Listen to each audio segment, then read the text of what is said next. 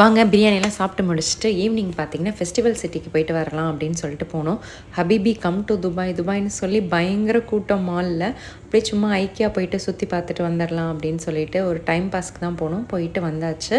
அடுத்த நாள் பார்த்தீங்கன்னா எங்கள் அண்ணன் வந்திருந்தாங்க. 1 இயர் கழிச்சு இப்போ தான் வராங்க. அவங்களுக்கும் ஒர்க் பிஸி.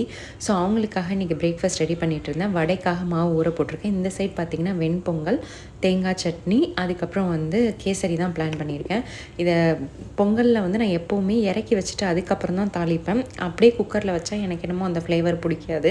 இந்த மாதிரி நம்ம தாளித்து கொட்டி கிண்டும் போது சூப்பராக இருக்கும். என் பையன் அதை தாளிக்காததுக்கு முன்னாடி என்னம்மா காலையிலே தயிர் சாதம் கிண்டி வச்சுருக்கீங்கன்னு கேட்டு போய் என்னை அசிங்கப்படுத்தினான். ஸோ வடை மாவும் அரைச்சிட்டேன். வடை மாவு பாதி எடுத்து ஃப்ரிட்ஜில் வச்சாச்சு. ஸோ நாளைக்கு மறுநாள் அந்த மாதிரி என்றைக்காவது ஃப்ரீ டைமில் ஈவினிங் வடை சுட்டுக்கலான்னு. கேசரி ரொம்பவே சூப்பராக இருந்துச்சு. கேசரியில் ஒரு இம்பார்ட்டன்ட் பாயிண்ட் என்னென்னா, நம்ம ரவையை நல்லா வறுக்கணும். நல்லா வறுத்துட்டோம் அப்படின்னா சூப்பராக வரும் கேசரி. அது ஒன்று மட்டும் நம்ம கரெக்டாக ஃபாலோ பண்ணிட்டோம் அப்படின்னா கேசரி அட்டகாசமாக இருக்கும். ஸோ மணல் மணலாக வந்துருந்துச்சு கேசரி. வடை, பொங்கல், கேசரியோட சூப்பராக பிரேக்ஃபாஸ்ட் முடிஞ்சாச்சு.